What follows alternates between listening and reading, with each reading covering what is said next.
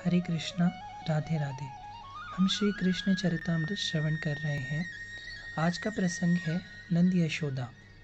तात विदुर जी, ऐसा नहीं है कि द्रोण नाम के वसु और उनकी अर्धांगिनी धरा देवी ही यशोदा और नंदराय हुए। ये तो अनादि काल के माता पिता हैं कन्हैया के।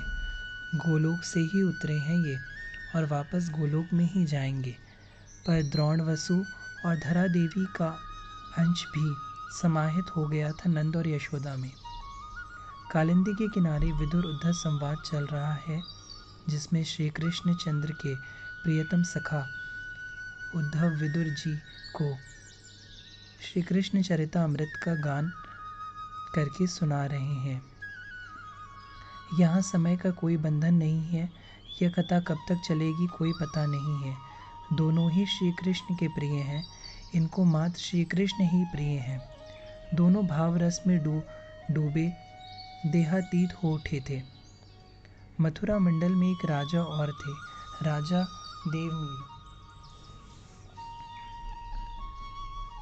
वृष्णिवंशीय हैं ये, बड़े प्रतापी राजा हैं। इन्होंने 2 विवाह किए, एक क्षत्रिय कन्या से और एक गोप कन्या से। क्षत्रिय कन्या से इनके पुत्र हुए सूरसेन, जिनके पुत्र थे वसुदेव जी, और वसुदेव जी के यहाँ ही भगवान वसुदेव का अवतार हुआ था। इधर गोप कन्या से जो बालक जन्मे उनका नाम हुआ पर्जनय। पर्जनय युवावस्था को प्राप्त हुए तो उन्होंने वरीयसी नामक अत्यंत सुंदर एक गोप कन्या थी, उनके साथ विवाह किया। राजा देवमीर ने तभी मथुरा यमुना के उस पार महावन में संपूर्ण गौधन के साथ महावन की अपार भू संपदा पर्जनय को दे दी थी।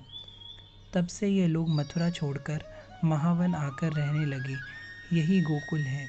विवाह हो जाने के बाद पर्जनय जी के 11 संतान हुए। 9 पुत्र थे और 2 कन्याएं। इनके 9 पुत्रों में सबसे छोटे थे नंद जी। नंदा और सुनंदा, यह 2 पुत्री भी जन्मी थी इनकी। हे तात, अस्तित्व की लीला को कौन समझ पाता है। जब सबसे छोटे पर्जनीय नंद जी का जन्म हुआ था, उस समय प्रकृति आनंदित हो उठी थी। भूमि में मानो अपने रत्नागर खोल दिए थे। गोप कुमार जब वहाँ भी ब्रज में भूमि खोदते, उन्हें नाना प्रकार के रत्न ही प्राप्त होते। वृक्षों में फल लदे रहते, अन्न की उपज कई गुना बढ़ गई थी। यह चमत्कार सबसे छोटे पुत्र नंद जी के जन्म से ही प्रारंभ हो गया था। आनंदमय मूर्ति थे नंद जी। धीरे धीरे बड़े होने लगे। हर समय इनके मुखमंडल में प्रसन्नता ही सब में देखी गई थी। इन्हीं के समय में ही महर्षि शांडिल्य ने आकर स्वयं कहा था, मैं आपका कुल पुरोहित बनना चाहता हूँ। सहर्ष आनंद से पर्जनय जी ने स्वीकार कर लिया था और अपने समस्त पुत्रों को महर्षि के चरणों में रख दिया था। शांत गंभीर थे नंद जी। छोटा बालक कुछ चंचल होता है, पर इनमें गंभीरता के और आनंद के अद्भुत गुण थे। बड़े बड़े गोप कुमारों की समस्याएं ये चुटकी में ही समाधान कर देते थे। इस बात से पर्जनय जी बड़े प्रसन्न रहने लगे अपने छोटे पुत्र नंद जी से। महाराणा ब्रज की एक गांव।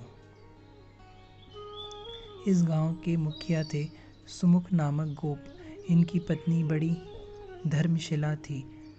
पाटला नाम था उनका। भगवान श्री विष्णु की आराधना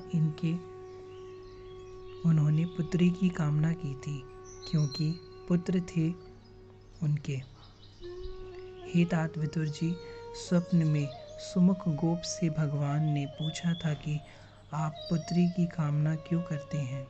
आपके 2 पुत्र तो हैं ही। सब सजल नेत्रों से सुमुख गोप ने कहा था, पुत्री का जन्म प्रकृति में उल्लास लाता है, 2 कुलों को जोड़ता है, स्नेह को प्रकृति में फैलाता है, और पुत्री के पिता का इतना बड़ा सौभाग्य होता है कि वो मात्र देता है, सब कुछ देता है, लेना नहीं, मात्र देना। पुत्री ग्रह को एक सौभाग्य से मैं क्यों वंचित रहूं।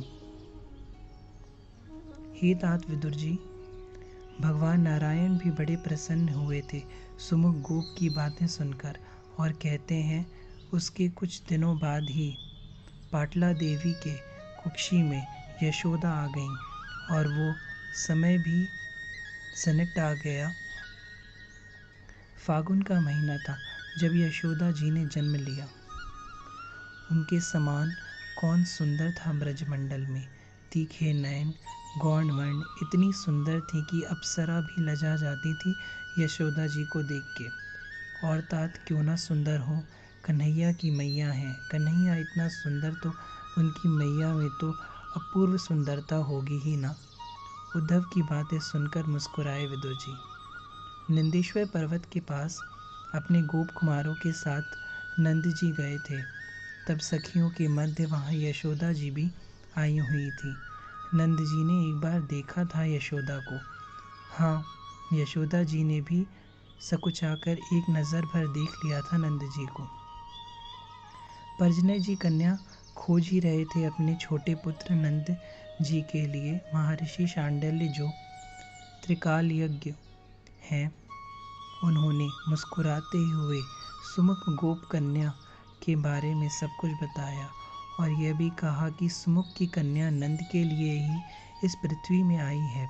परजनय जी महर्षि की इन गूढ़ बातों को समझते हैं, क्योंकि उन्हें भी आभास हो गया था कि उनका छोटा पुत्र नंद कोई साधारण बालक नहीं है, कोई विशेष ही है।